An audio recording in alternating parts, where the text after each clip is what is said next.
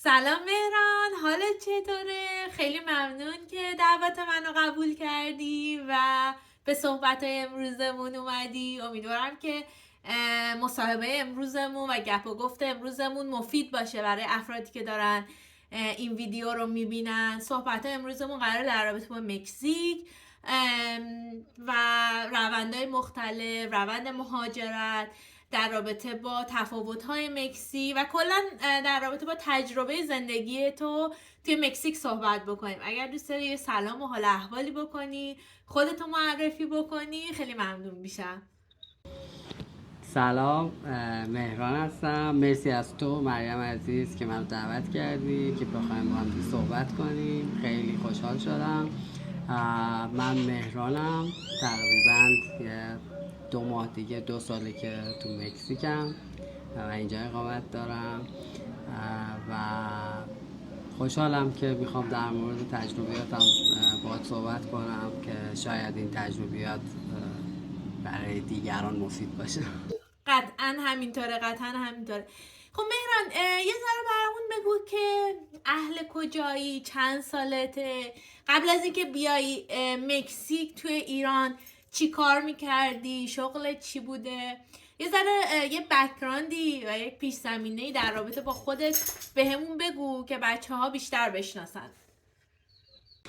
من بچه رشتم، شمال ایران، 35 سالمه.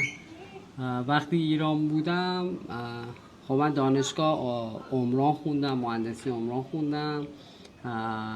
تا مدت هم تو اون حوزه فعالیت میکردم، ولی من آدمی بودم که کلا بودم که نه الانم همین شکلی هم کلا نمیتونم یه کار فقط انجام بدم. یعنی وقتی ببینم توی یه روز من قرار مثلا یهو به خودم میام میبینم یه کاری دارم انجام میدم کار دیگه ای نمی کنم، توی شاخه دیگه ای نیستم، حالم اصلا بد میشه.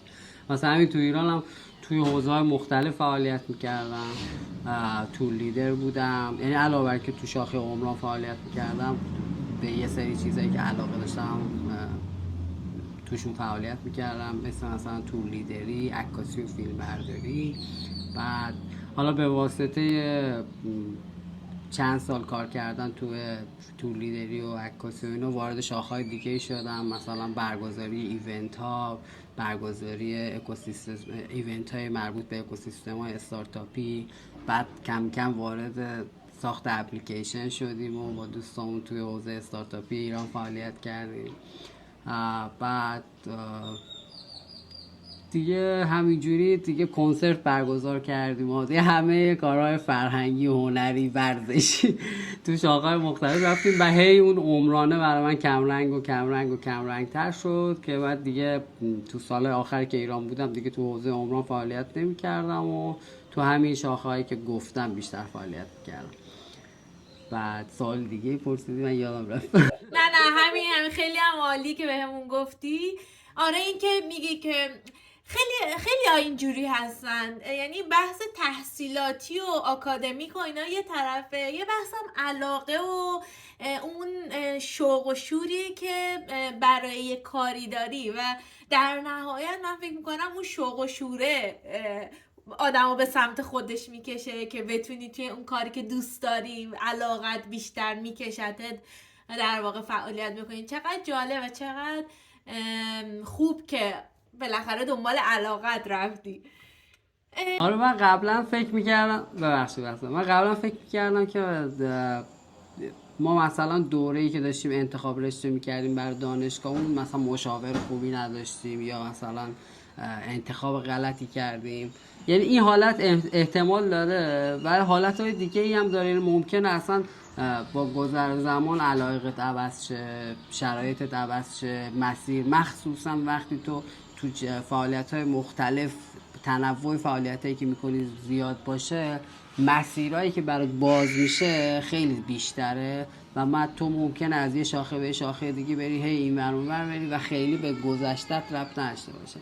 این چند پتانسیلی بودنه باعث میشه که مسیرهایی که تو آینده در انتظارته اصلا قابل پیش بینی نباشه در واقع.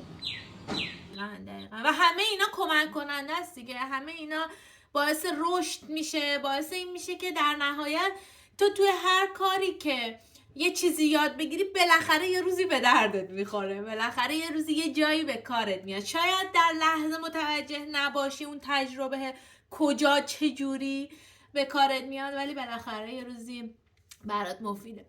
مهران بهمون بگو که چی شد که به فکر اومدن به مکزیک یعنی چی شد که مثلا اومدی مکزیک؟ روند مهاجرتت چجوری بود؟ چه پروسه ای رو پیش گرفتی برای مکزیک اومدن؟ اصلا چی شد اومدی مکزیک؟ چه شد الان اینجایی؟ خب من الی رو از توی اینستاگرام میشناختم. بعد همراه وقتی الی اومده بود ایران همدیگه رو دیدیم و با همدیگه صحبت کردیم و اینا. از تجربیاتش تو سال 2019 از مکزیک به من گفت، چون 2019 یه سفر اومده بود مکزیک و این سفره بعدش کرونا شد و مجبور شد توی مکزیک بمونه. یعنی سفر تفریحی اومده بود ولی بعدش مجبور شد که توی مکزیک بمونه و تو همین باکالار هم 2019 دوره کرونا و اینا یه قسمت 4-5 ماهش تو باکالار بود و از باکالار تعریف کرد که گفت آره اینجوری و اینا. من اصلا چیزی در موردش نمیدونستم و شروع کردم سرچ زدن در مورد باکالار و دیدم چه جای باحالی و چه جای خوشگلی و اینا. گفت آره مثلا اگه دوست داشته باشی میتونیم مثلا موف کنیم اونجا. دیگه من شروع کردم تحقیق که چجوری میشه موف کرد و چجوری میشه ویزا گرفت و اینا و خلاصه بعد از 1.5 سال با هم دیگه موف کردیم مکزیک. چقدر عالی. میتونی یه ذره از شرایط ویزا گرفتن و چجوری ویزا گرفتین، چقدر طول کشید، چه مراحلی، چه پروسه‌ای برای چه نوع ویزای گرفتین که اومدین بهمون بگی؟ ببین ویزا اون چیزی که 2 سال پیش با الان خیلی فرق میکنه و کلا شرایط تو 2 سال پیش یه شکل دیگه بود و الان اصلا تو همین 2 هفته پیش هم یه شکل دیگه بود. خیلی تغییر کرده و آره ویزای کاری و ویزای توریستی اون موقع میشد گرفت. ما حالا یه وکیلی آشنا داشتیم توی مکزیک، به واسطه اون تلاش کردیم ولی نشد. من ویزای توریستی گرفتم، یه بار اقدام کردم بهم گفتن که نمیتونی بیای و باید شنگن داشته باشی و حالا به واسطه کار تور لیدری و اینایی که میکردم آژانسایی که تورای اروپا میذاشتن دوستای من بودن، آشنا بودن و خلاصه یکی از تورای اروپاشون رو باشون رفتم، برگشتم و دوباره اقدام کردم، دونستم ویزای توریستی بگیرم و توریستی اومدم مکزیک. بعد دوباره برای تغییرش دوباره مجبور بودیم از کشور دوباره خارج شیم، دوباره وارد شیم و یه سه پروسه داره. فکر کنم تو خودت هم توی یکی از ویدیوهات توضیح دادی در مورد همشون. آره در رابطه با من بیشتر در رابطه با شهروندی توضیح دادم ولی یه کوچولو هم آره بابت ویزا و اینا توضیح دادم. ولی درست میگی، چون ویزایی که مکزیک میدن اولا که آره اینجوریه که تغییر میکنه، یعنی اون تایمی که الان قانونش با 2 روز دیگه یا با قانونش با 10 روز پیش احتمال داره که هر روز عوض بشه. درسته. و اینکه کلا ویزایی که میدن توریستی که میدن 6 ماه هست و بعد از 6 ماه بعد از مکزیک خارج شد دوباره وارد. حالا میشه رفت گواتمالا، چون شمالیا که ویزاشون سخت داره، میشه رفت یا گواتمالا یا بلیسه، نمیدونم چجوریه ولی بلیز هم ویزا میخواد، میشه درخواست داد ویزا گرفت. بعد کوبا معمولا ایرانیایی که میخوان خارج شن یه پرواز میگیرن کوبا، چون کوبا ویزا نمیخواد دوباره از کوبا برمیگردن. راحت ترین راه اینه. آها اوکی چقدر عالی. خب مهران بهمون بگو که راجب این که خب میگی که 2 سال پیش اومدی مکزیکو، توی این 2 سال تجربه خوبی داری در رابطه با اینکه با بقیه به اشتراک بذاری، از این لحاظ که به نظر تو درآمدا، هزینه، حالا شما زوج هستین که دارین زندگی میکنین و خب این میتونه برای زوجهایی که میخوان بیان خیلی رفرنس خوبی باشه. به نظر تو درآمدها، هزینه ها توی مکزیک چجوریه؟ اگر که دوست داری یه مقدار وارد جزئیاتش بشو، برامون ریز جزئیات رو بگو راجع به هزینه ها.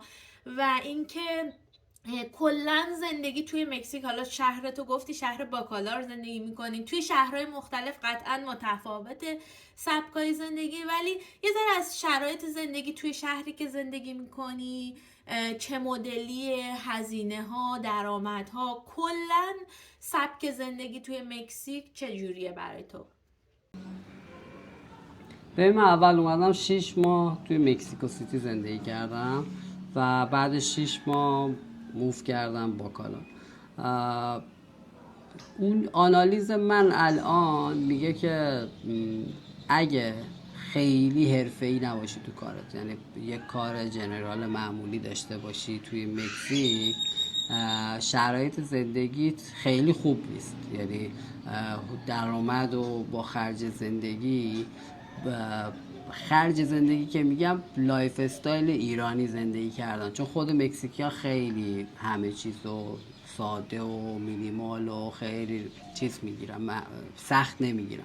ولی خب تعریف ما از یه خونه مثلا مینیموم خونه با تعریف مکزیکیا با مینیموم خونه فرق میکنه واقعا. حالا توی باکالار که این شکلیه و فکر میکنم با یه کار جنرال معمولی 2 نفر باید حتما کار کنن تا بتونن یه خانواده رو مثلا بتونن بچرخونن.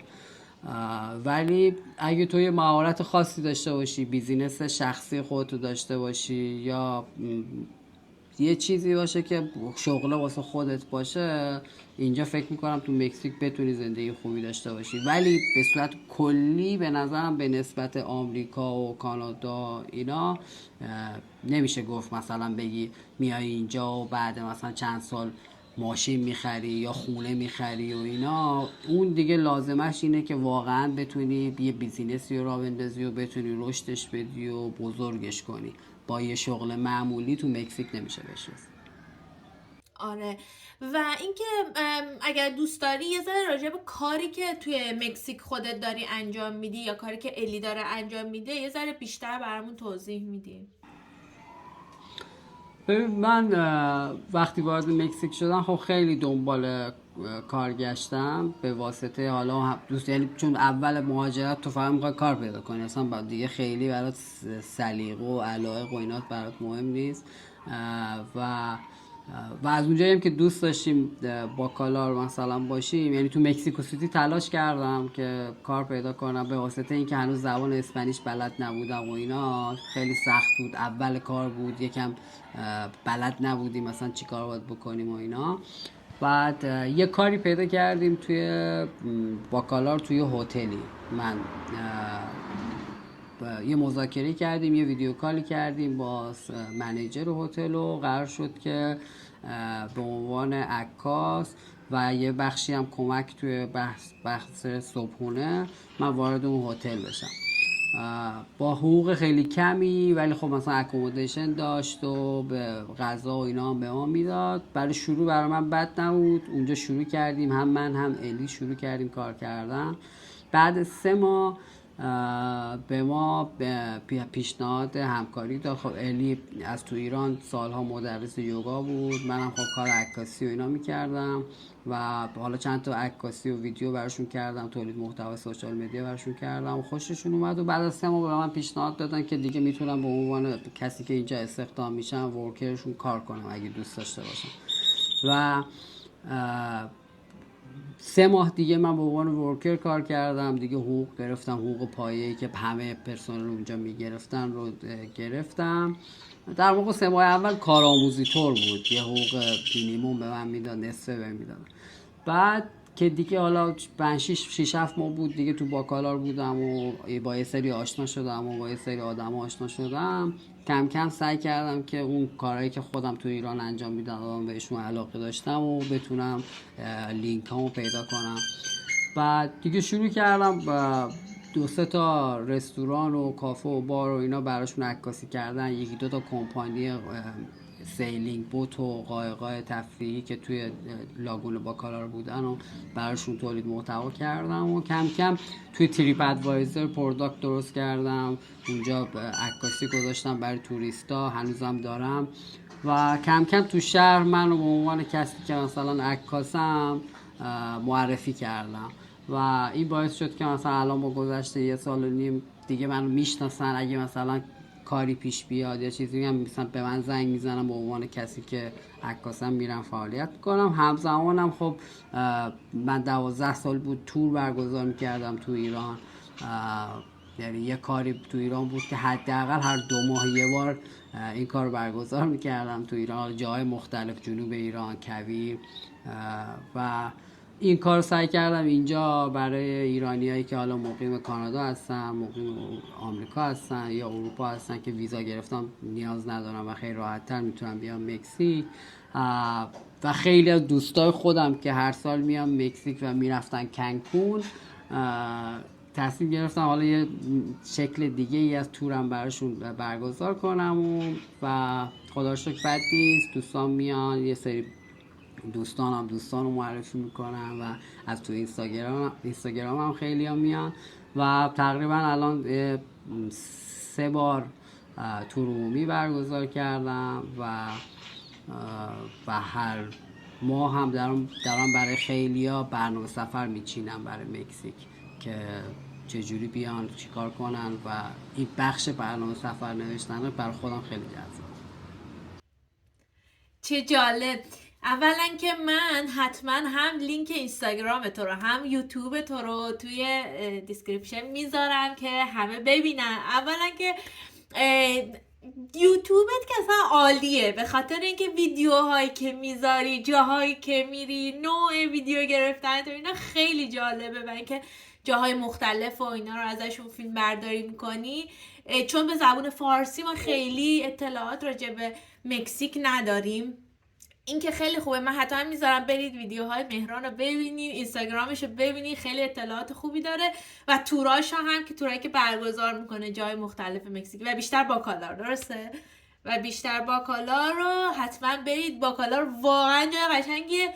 حیف که موقع که ما اومدیم اونجا شما نبودین. ما فکر کنم 2020 اومدیم و نمیشناختیمتون. در واقع اون موقع فکر میکنم الی فقط اونجا بود که اصلا نمیشناختیم الی رو. نمیدونم همون تایم بود یا نه، ولی باکالار خیلی جای قشنگیه و اون دریاچه زیبایی که داره، طبیعت و سنوته هایی که هست خیلی قشنگه. حتما پیج مهران رو دنبال بکنین که از این زیبایی های تصویری استفاده بکنین. مرسی مهران بابت توضیحاتی که دادی. به هم بگو که خب گفتی اولش زبان اسپانیایی خیلی بلد نبودی. به هم بگو که الان زبان اسپانیایی در چه حدیه؟ چقدر برای چالش داشت یاد گرفتن زبان اسپانیایی؟ چقدر طول کشید که یاد بگیری و کلا این رونده و برای کار پیدا کردن چقدر برات سخت بود کار پیدا کردن با کم دونستن زبان اسپانیایی؟ کلا برامون در رابطه با زبان و معضلات و حالا چالشاش بگو لطفا. راستش من همیشه کلا با زبان چالش داشتم، یعنی از با اون زبان انگلیسیش من چالش داشتم، بعد زبان اسپانیش هم اینجا اضافه شد و کلا حس میکنم یا استعدادم توی زبان خیلی خوب نیست یا اینکه هنوز پیدا نکردم اون تریکشو که چجوری یاد بگیرم. ولی خب اولش خیلی برام سخت بود. بعد تو اون هتلی هم که کار میکردیم همه انگلیسی زبان بودن، توریستایی که میمدن همه انگلیسی زبان بودن. اونجا هم من خیلی تمرین نمیکردم و تایم زیادی هم تو هتل بودم.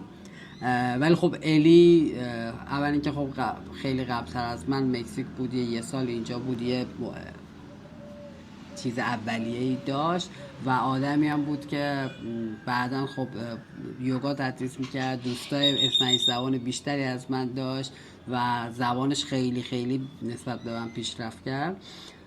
بعد من یه دوره کلاس رفتم، پریا آنلاین پریا به من یاد میداد دریا به من یاد داد و خیلی خوب بود اون دوره برای من، چون یه سری گرامر رو به من توی مثلا 2 ماه بهم یاد داد. من تازه فهمیدم که این گرامر رو باید حتما میدونستم تا اینکه میتونستم بفهمم که یارو داره در مورد گذشته صحبت میکنه یا آینده صحبت میکنه و اینا. واقعا قبلش متوجه نمیشدم و الان میفهمم، میتونم صحبت کنم تقریبا، ولی نه در مورد مباحث خیلی جدی، در مورد همین چیزای روزمره که چیکار کردم، چیکار میخوام بکنم یا مثلا درخواستامو مطرح میکنم. ولی خب خیلی خیلی خیلی کار دارم هنوز فکر میکنم. چقدر یعنی اولش برای که به خاطر اینکه کار پیدا بکنی، چون جای توریستی کار میکردی، خیلی به زبان اسپانیایی احتیاج نداشت و خب این خوبه برای افرادی که تازه میخوان بیان مکزیک و زبان اسپانیایی بلد نیستن. البته که از قبلش اگر بخونن و یاد بگیرن خیلی فرصت های بیشتری دارن، ولی اون اولش باز هم میشه بدون یاد داشتن زبان اسپانیایی آدم یه کاری راه بیفته تا روی غلطک بیفته.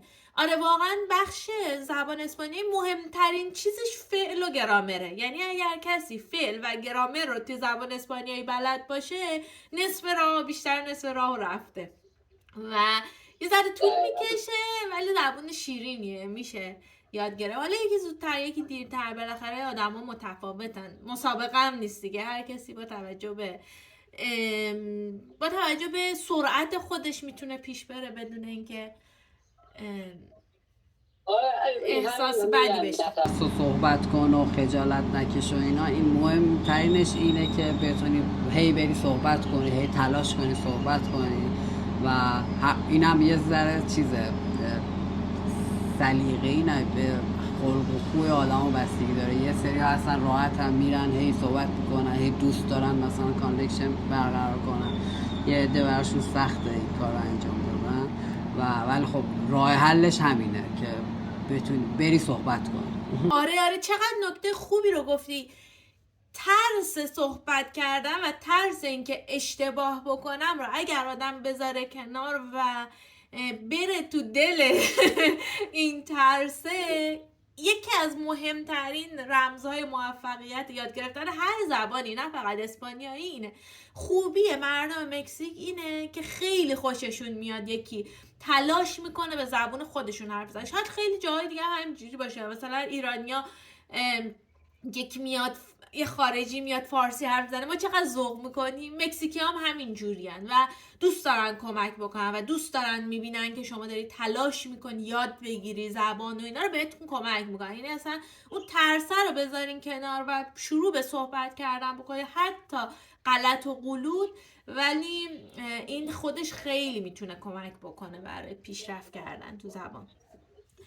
مهران بهمون بگو که توی مکزیک چه چیزایی بود که برای تو یه شوک فرهنگی بود، یه چیزی بود که تو ذوقت خورد، جا خوردی. حالا میتونه اون شوک فرهنگی هم شوک خوبی باشه، هم شوک بدی باشه. توی ذهن تو قبل از اینکه بیای مکزیک، چه حالا میگی که الی مکزیک اومده بود و برای توضیح داده بود، منتها قبل از اون تو چه پیش داوری راجع به مکزیک داشتی و وقتی اومدی دیدی نه اصلا اونی که من فکر میکردم نبود، و اون شوکای فرهنگی برای تو چی بود؟ چیزای جالبی که مثلا تو ذهنم مونده باشه، یکی کلا مواجههشون با مرگ بود. من تو 6 ماه اولی که مکزیکو سیتی بودم، نزدیک خونمون یه کلیسا بود و یه خورده اونورترش یه قبرستون بود. بعد اینا عادت داشتن هر کی می‌خواستن دفن کنن و اینا راکت میترکوندن. از این کلا اعلام مراسمشون تو مکزیکو سیتی اینجوریه که یه سری راکت میترکونن که اینجا مراسمه مثلا. بعد من چند باری رفتم و خیلی برام عجیب بود. یعنی این که مثلا دارن یکی رو دفن میکنن، همه دارن آبجو میخورن، همه دارن تکیلا میخورن، ماریاچی داره گیتار میزنه، بعد همه دارن میخندن. مثلا کاملا یه چیز برعکس فرهنگ ما در مورد مرگ بود و خیلی برام عجیب بود این که مثلا یه خانواده بود پدرشون فوت کرده بود، تمام فامیل داشتن با هم میگفتن میخندیدن، تابوت هم اونجا بوده، یعنی اصلا خیلی مثلا بعد مراسم هم نبود، داشتن دفن میکردن و هیچکی گریه نمیکرد، هیچکی. و این خیلی برای من جالب بود که بعداً خب خیلی بیشتر با مکزیکیا در مورد این قضیه صحبت کردم و اینا، دیدم آقا اینا مثلا دقیقاً مقابل ما هن. یعنی مرگ رو اصلا یه چیز دردناکه، مثلا غم انگیزه، خیلی بد نمیدونن و خیلی برام این کالچرشون خیلی برام جالب بود و کالچر موزیکشون که همه جا موزیک پلیه، توی خونه ها، توی مغازه ها، توی خیابون و موزیک بلند و هیچ کم مشکل نداره، یعنی هیچ همسایه‌ای هیچ آدم مکزیکی نسبت به موزیک بلند برای یکی دیگه مثلا معترض نمیشه، چه حالا 12 شب باشه چه 1 شب باشه، اینا دیگه اصلا یه چیز اوکیه و کسی باهاش مشکل نه. الان این دوتا یادمه که خیلی برام عجیب بودن. آره، هم بحث مرگش فکر میکنم یه چیزی که برای همه ما ایرانی ها میتونه شوک و عجیب باشه، نگاهشون به مرگه که من با هر کدوم از بچه ها صحبت کردم امکان نداره که این مسئله رو نگن، چون واقعا متفاوته، تا کسی از نزدیک نبینه اون 100% رو نمیتونه متوجه بشه که چقدر اینا فرق میکنن با ما، دیدگاهشون نسبت به مرگ. این صدا و موزیک و اینا هم که آره دیگه بعضی از ما نمیتونیم تحمل بکنیم، برای بعضی همون امکان داره که راحت تر باشه، ولی خود مکزیکی ها عادت دارن، اصلا برشون خیلی اهمیتی نداره سر و صداه. خب مهران، تو توی محیط های که کار میکردی وقتی همکارات میشنیدن که تو ایرانی هستی اصلا میدونستن ایران کجاست؟ اصلا راجع به ایران چه چیزایی میدونستن؟ وقتی فهمیدن تو ایرانی هستی عکس‌العملشون چی بود؟ چه چیز جالبی میخواستن راجع به ایران بدونن؟ و کلا دوستای مکزیکی راجع به ایرانی ها چی میدونن؟ به صورت کلی بخوام مثلا درصد بگم تعداد دفعاتی که گفتم ایرانیم و میدونستن ایران کجاست، شاید 50% آدما میدونستن ایران کجاست. همه 50% دیگه ای که مثلا صحبت شد دوستام نه همینجوری توی خیابون و مثلا توی ادارجات و اینا، بیشتر در مورد عراق شنیده بودن، یعنی میگفتی ایران میگفتن عراق، بعد مثلا میگفتی نه ایران و ولی مثلا شده بود جاهای خیلی عجیب غریبی. حالا تو این 2 سال من خیلی سفر کردم تو مکزیک، ایالت‌های مختلف رفتم، شده مثلا توی یک بالای کوه توی روستایی توی مثلا سوپرمارکتی یاروی اون میپرسید مثلا کجایی، ما میگفتیم ایرانی، میگفت ایرانی مثلا اصغر فرهادی نمیدونم جعفر پناهی، مثلا یارو فیلم باز بوده، فیلم‌های ایرانی رو میشناخته، میگه عاشق کیارستمی ام. بعد مثلا ما بالای یه کوه توی روستایی مثلا تو مکزیک، خیلی برام عجیب بود که آقا این مثلا، بعد برای اولین بار مثلا فهمیدم که یه فیلم چجوری میتونه یه کالچری رو توی کشورهای مختلف مثلا تبلیغ کنه. و توی باکالار هم خب چون خیلی ترابلرها هستن، توریست خیلی زیاده و آدما از کشورهای مختلف میان اینجا، معمولا ایران رو میشناسن و میدونن ایران کجاست، ولی خب اطلاعات خیلی دقیقی در مورد ایران ندارن، یه سری چیزهای خیلی محدود در مورد ایران میدونن و خب وقتی با هم دیگه صحبت میکنیم واسه شون یه سری چیزا جدیده. چه جالب. اولا که برفی سلام کن. سلام از برفی از برفی به همه اومده کنار من. هر سری من با یکی میخوام صحبت بگم بچه ها میخوام صحبت بگم یه کدومشون میاد، یا برفی میاد یا کیوان میاد یا لوبا میاد، هر کدوم میان اینجا یه میخوان که اینجا باشن، دوست دارن اینو. تزودی میخوام ببینیم. آره این از همه اجتماعی تره و عاشق آدم هست. از حیوونا بعدش میاد و بسیار چیز سگ آلفاست ولی عاشق آدماست، یعنی اصلا هر کیو میبینه بار اول قشنگ میپره بغلش و حسابیده. اون دوتای دیگه خیلی رنجوری نیستن.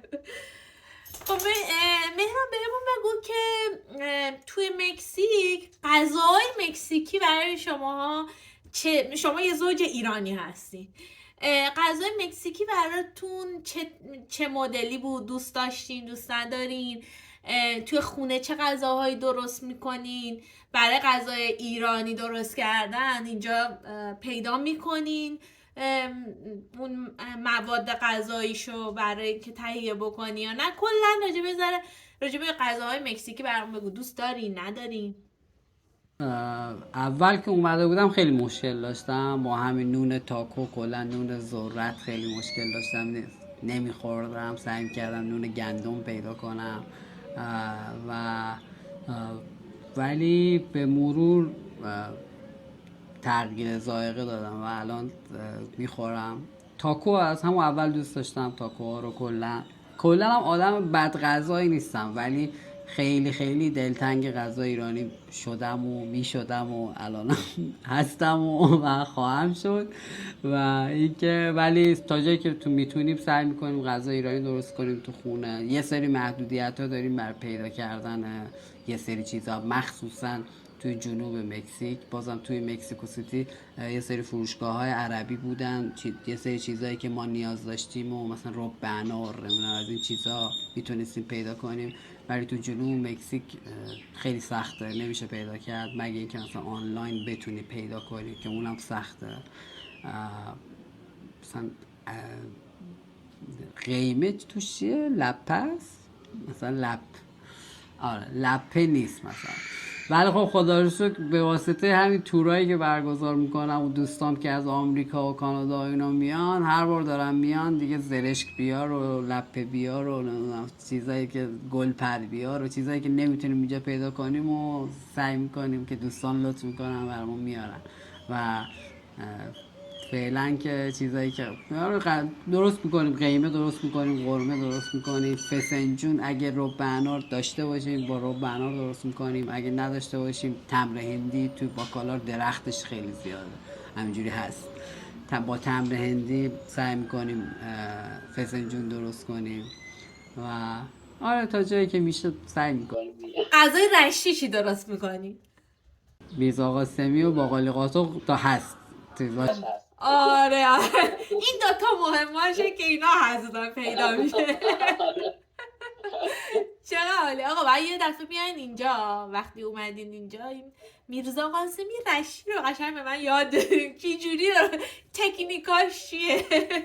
آتیش میرزا قاسمی رشتی آتیش نیاز سیر ترشی هم دارم. آره جای برای آتیش هست، سیر ترشی هم دارم باهاش حسابی میتونیم قشنگ رشت کوچیک. خیلی هم اتفاقا سیر ترشی گذاشته اینجا. به خیلی خوبه. آره حتما. خب مهران بهمون بگو که اگه کسی داره این ویدیو رو نگاه میکنه و تصمیم داره بیاد مکزیک یا زندگی بکنه یا سفر بکنه، حالا تو به عنوان یک تور لیدر اولا میتونی و جاهایی که مختلفی که رفتی کجا رو تو مکزیک بهشون توصیه میکنی برای بچه‌ها که بیان سفر بکنن علاوه بر تورای خودت؟ و اینکه کلا اگه کسی بخواد بیاد مکزیک زندگی بکنه چه توصیه‌ای بهش میکنی؟ چه چیزای خوبه قبل از اومدن به اینجا خودشو آماده بکنه، اطلاع بیشتر داشته باشه و کلا چه چیزایی بدون قبل از اومدن به مکزیک توصیه‌های تو برای اینجور افراد چیه؟ ببین در مورد سفر کردن، مکزیک خیلی خیلی بزرگه و خیلی شبیه ایرانه. یعنی تو الان تو ایران به هر طرف سفر کنی انگار وارد یک کشور جدید شدی و مثلا کردستان، خراسان، سیستان، قسمت اهواز، مرکزیمون اصفهان، یزد، واقعا هر کدوم شبیه یک کشور جدیده اگه در نظر بگیریم به خاطر ابعاد و کار فرهنگ و اینجور چیزا. تو مکزیک هم دقیقا همین شکلی. حالا من همه جاشو ندیدم ولی سعی کردم هم شمال رفتم هم جنوب که الان زندگی میکنم، این شهرهای جنوبی رو همه رفتم، مرکز چیاپاز رفتم و مثلا واقعا این هر جا که میرفتیم برای من یادآور ایران بود. چیاپاس مثلا این شمال ایران، میچوآکان مثلا، قشنگ انگار وارد کشور جدید شدی با یه سری پوشش جدید، با یه سری فرهنگ جدید، با یه سری قومیت‌های مختلف مواجه میشی. مکزیک هم کالچر خیلی قدیمی داره و این میگم خیلی شبیه برای من یادآور ایران بود جایی که میرفتم و همه جاش قشنگ. من میگم میچوآکان و پیشنهاد میشه، خیلی جای قشنگیه. مکسیکو سیتی و شهرهای اطرافش خیلی قشنگه. چیاپاز طبیعتش واقعا معرکه است، آبشار و جای خیلی خفنی داره. جنوب مکزیک هم که خودم هستم که به خاطر حالا دریا و لاگون و آبش و آب و هوایی که داره خب خیلی معروفه. در مورد اینکه چیا بدونن که دارن میان، ببین اونجا که داشتی در مورد زبان صحبت میکردی، واقعا دونستن پایه زبان اسپانیش ممکنه 1 سال تو رو توی مکزیک جلو بندازه. یعنی تو اگه از قبل یه سری چیزا رو بدونی، اون لول اولیه ارتباط برقرار کردن رو بدونی، واقعا خیلی میتونی جلو بیفتی. این به نظر من اگه کسی تصمیم داره کلاً کشور اسپانیش زبان بیاد، این دونستن زبان اسپانیش خیلی مهمه. و دیگه در مورد اینکه چی بدونن و اینا، شاید تنها نکته ای که در مورد اینو باید اونجا میگفتم، در مورد اینکه چی تو ذوقت خورد و اینا، میشه گفت تو مکزیک یه مقدار کمبود قانون داریم. یعنی یه سری قانونایی که مثلا توی اروپا و کانادا و آمریکا شهروندای اون کشور میتونن بهش تکیه کنن و بگن آقا من خیالم نسبت به این قضیه راحت، پلیس مثلا این کارو حل میکنه، اینا تو مکزیک باید قبول کنیم این شکلی نیست. سوالی که خیلی‌ها دارن و یه سوالی که میپرسن راجع به امنیت مکزیکه. تو خودت تا حالا توی این مدت 2 سالی که توی شهرهای مختلف سفر کردی، توی مکسیکو سیتی زندگی کردی، با کالار زندگی میکنی، تا حالا ناامنی دیدی توی این قسمت ها؟ جایی بوده که احساس ترس و خطر بکنی؟ کلا راجع به امنیت مکزیک نظرت چیه؟ توی این قضیه بخوام صادقانه صحبت کنم، آمار میگه مکزیک کشور خطرناک. یعنی با بخوام از طریق آمار، اصلا تجربه من نه، هر کسی تو ایران هم بخواد سرچ کنه در مورد امنیت مکزیک، آمار چیزیه که میگه کشور مکزیک کشور خطرناک. یعنی توی 10 تا شهر خطرناک دنیا 5 تاش مکزیکی هم، 5 تا 6 تاش مکزیکی. ولی من توی این 2 ساله توی سفرام، توی شهری که زندگی کردم، توی شهری که زندگی میکنم، تا حالا هیچ مشکلی برای من پیش نیومد. یعنی علاوه که هیچ مشکلی برای من پیش نیومد، من حتی مثلا یه دعوا هم ندیدم. یعنی بگم یه چیز خطرناک هم بغلم اتفاق نیفتاد، یا مثلا دعوا بگم ندیدم. ولی خب اخبار رو میبینم، یه سری چیزها میشنوم، یه سری اتفاقها برای یه سری دوستان من اتفاق افتاده که شنیدم و بر اساس آمار و چیزهایی که شنیدم این رو متوجه شدم که یک سری جاها تو مکزیک هست که خطرناک. یعنی یه سری شهرها هستن که شهرهای خطرناک که بهتر اون شهرها نری و یه سری کلن هم میگن خارج از شهرها توی مثلا روستاها و اینا بهتره که اونورا خیلی رفت آمد نکنی، مثلا بهتره این کار این. ولی تو شهرهای توریستی و شهرهایی که مسافران میان و اینا، اصلا خود دولت یا خود حالا اون میگن کارتلا یا هر چیزی اصلا نمیذارن برای توریستا یه مشکلی پیش بیاد یا اتفاقی تو اون شهر بیفته. چون ما الان مثلا 100% بیزینس توی شهر ما وابسته به توریسته. یعنی اگه توریست پاشو تو این شهر نذاره 90% شهر فلج میشه. خب چون همه بیزینس هم وابسته به توریست. حالا فکر کن توی شهری که من هستم برای مثلا یه اروپایی اتفاقی بیفته، و خبرش پخش بشه توی مثلا رسانه ها که مثلا یک فرد آلمانی مثلا توی باکالا رو مثلا یه اتفاق برش و وقتی توریستا پاشون رو اینجا نذارن، خب این شهر کامل فلج میشه. واسه همین اصلا نمیذارن، یعنی به هیچ وجه نمیذارن. به امنیت خیلی خیلی زیاد توی شهرهای توریستی، مخصوصا کنکون، تولوم، باکالار، تمام این شهرهای جنوبی، کینتانا رود، ایالت مثلا ایالت‌های مختلف اینجا امنیت خیلی بالاست و هر ساله داره مثلا بزرگترین فستیوال‌های موسیقی دنیا الان داره تو مکزیک برگزار میشه و یهویی مثلا 5000 نفر از همه دنیا میان تو اون فستیوال شرکت میکنن و هیچ اتفاقی نمیفته و دلیلش اینه که مکزیک داره تو حوزه توریسم خیلی سرمایه گذاری میکنه و سعی میکنه که اون اخبار و چیزای منفی که در مورد مکزیک تو دنیا هست و مردم میترسن هی کمتر و کمتر بشه و آدما بتونن بیان و طبیعت خیلی قشنگ مکزیک رو ببینن.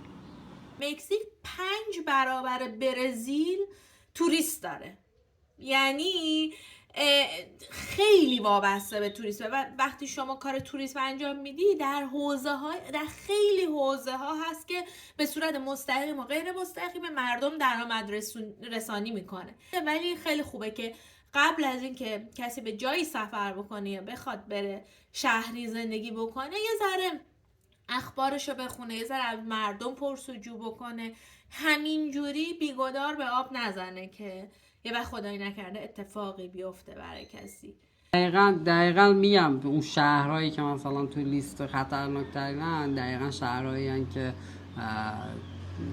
حتی مثلا از اروپا هم که مثلا دارن میام، من چندین اروپایی مثلا به من گفتن که سفارت مثلا کنسولگری مثلا کشورشون بهشون گفته این شهرها رو نرید و اخبارم دنبال میکنی دقیقا همینجوریه، یعنی اتفاقات تو همون محور کارترلا و مثلا آدمای خودشون میفته و اینجوری نیستن که یه آدم عادی مثلا تو خیابون یه اتفاقی براش بیفته. دقیقا یکی از این شهرهای خوشگلم که میگی بغل گوش ما شهر تیخو شهر تیخور است، ولی باز شهر ما شهر توریستیه. اینجا تقریبا اون امنیت و اینا که میگی هست ولی یه ذره اونورتر نه متاسفانه اینه. مهران بهمون بگو که آیا چیزی بود که میخواستی راجبش دوست داشتی راجبش صحبت بکنی در رابطه با مکزیک، فرهنگ، هر چیزی که راجب مکزیک هست که توی این صحبت بهش نپرداختیم؟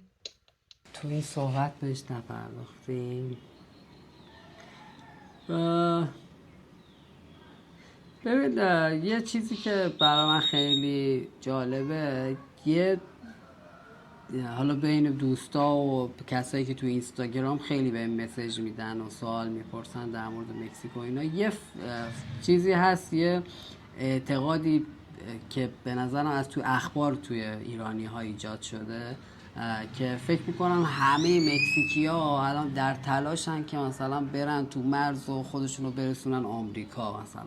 مثلا یه چیزی میشه بعد به من میگن آقا تو مثلا مکزیکی ها همه دارن میرن آمریکا، تو رفتی حالا مکزیک، مثلا چرا نمیری آمریکا؟ و واقعیت اینه که اینم مثلا با یه سرچ ساده میشه به دست آورد که مثلا چقدر از آدمایی که از مرز رد میشن اصلا مکزیکی هن، درصدشون چقدره. و چون که تنها مرز آمریکا با مکزیکه و همه آدما از قاره آمریکای جنوبی خودشونو تمام این مهاجرا و اینا خودشونو میرسونن و میرن به آمریکا، همه از مکزیک رد میشن و حالا اون آدمایی که از اون مرز رد میشن لزوما همه مکزیکی نیستن. و من خیلی از دوستای خودم، از خودتم با اقامت اینجا ویزای آمریکا گرفتی و رفتی، حالا یکم دردسر داره ولی اونقدر چیز پیچیده ای نیست که مثلا نشه. و من خیلی دوستای مکزیکی دارم با یه شغل معمولی مثلا 2 هفته کریسمس و ویزا میگیرن و میرن آمریکا و برمیگردن و خیلی و به نظر اون آدمایی که حالا از مرز رد میشن هر کس با توجه به شرایطش خلاص حالا یه تصمیم میگیره و اونایی که رد میشن به هر حال آدمایی که حالا یا پاسپورت ندارن یا شرایطشون تو مکزیک خوب نیست و خلاص یه کسایی هستن که یه ذره شرایطشون تو مکزیک خوب نیست و میرن، ولی این تفکر که همه دارن از مکزیک فرار میکنن اصلا این شکلی نیست. خواستم اینجا بگم حالا دوستانی که دارن ویدیو رو میبینن این طرز تفکر رو از تو ذهنشون در بیارن.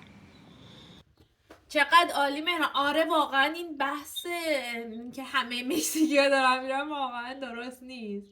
و اصلا به بخش شمالی مکزیک، حالا ما با مرز 100 کیلومتر اینا بیشتر فاصله نداریم، خیلی اصلا کارشون توی آمریکاست، میرن روزانه برمیگردن. بعد اصلا خود مکزیکیا ویزای آمریکا رو که میگیرن یه ویزای یه کارت 10 ساله است و شما مولتیه، هر زمانی که بخوای میتونی بری بیای، میتونی حتی مثلا بری 6 ماه بمونی دوباره برگردی.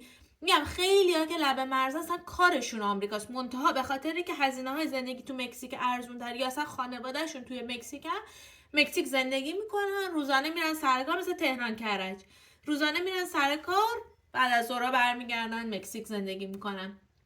ولی گرفتن ویزای آمریکا برای مکزیکیا خیلی کار سختی نیست. میگم ویزاشون هم 10 سال است، راحت میتونن بگن. این افرادی که بیشتر میان از مرز میخوان رد بشن بیشتر از آمریکای جنوبی و آمریکای مرکزی هستن، مثلا از هایتی، گواتمالا، هندوراس، اینجور کشورها که میان رد میشن و میرن. خیلی خود مکزیکیا این کار رو انجام نمیدن. مهران دست در نکنه، مرسی که قبول کردی بیای توی این مصاحبه با هم دیگه این گپ و گفتگو داشته باشیم. امیدوارم که برای هر کسی که داره گوش میده واقعا مفید بوده باشه، یه ذره بتونیم دید مردم رو نسبت به مکزیک، فرهنگشون، مردمشون، همه چیز بازتر بکنیم، نه عوض بکنیم ولی بازتر بکنیم راجع به از دیدگاه خودمون، چیزی که از دیدگاه خودمون هست و به مردم بگیم، حالا اطلاعات بیشتری راجع به مکزیک باشه. امیدوارم که یه بارم بتونیم با الی صحبت بکنیم و با الی هم یه گپ و گفتی داشته باشیم، از دیدگاه اونم ببینیم که مکزیک چجوریه. و خیلی ممنون که قبول کردی دیگه، دمت گرم. خواهش میکنم. آره الی هم خیلی دوست داشت باشه، اتفاقا صبحم باش صحبت کردم ولی متاسفانه یا خوشبختانه نمیدونم، ولی یه هفته توی یک دوره ای داره و تو اون دوره است و باکالار هم نیست، یعنی خارج از باکالاره. انشالله در آینده صحبت میکنیم در موردش. و اینکه آره منم خوشحال شدم، کلا دوست دارم کمک کردن و یعنی اگه بتونم هر اطلاعاتی داشته باشم هم اینجا تو فیسبوک، تو یوتیوب، هم توی اینستاگرام دوست دارم کمک بکنم. اینجا هم اگه حالا دوستانی که ویدیو رو میبینن میتونن کامنت بذارن، هر سوالی دارن، هر سوالی بیشتری دارن میتونیم بعدا بهش بپردازیم، هم خودت توی یوتیوب میتونی بهش بپردازی، هم این که منم میخونم تو کانال خودم مثلا در موردشون صحبت میکنم و هر سوالی که فکر میکنن که ما بهشون پاسخ ندادیم یا واسهشون هنوز سواله میتونن تو کامنت ها بپرسن. مرسی که این وقت رو گذاشتی که بتونیم این اطلاعات رو با هم دیگه به دوستایی که ویدیو رو میبینن بگیم.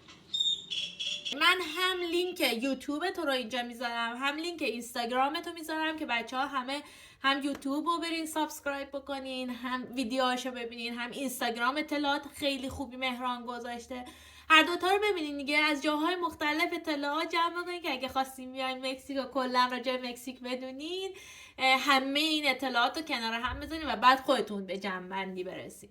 دمت گرم مهران، خیلی ممنون ازت، قربونت، مرسی، قربونت، خداحافظ. خب این بود ویدیوی امروز، امیدوارم که مطالبی که بهتون گفتیم براتون مفید بوده باشه و از ویدیو لذت برده باشید. لطفا اگر بیشتر میخواین راجع به مکزیک بدونین کانال رو سابسکرایب بکنین، ویدیو رو لایک بکنید، هر سوالی هم که داشتین توی کامنت ها بذارین، با کمال میل جواب میدم. تا ویدیو بعدی، خداحافظ.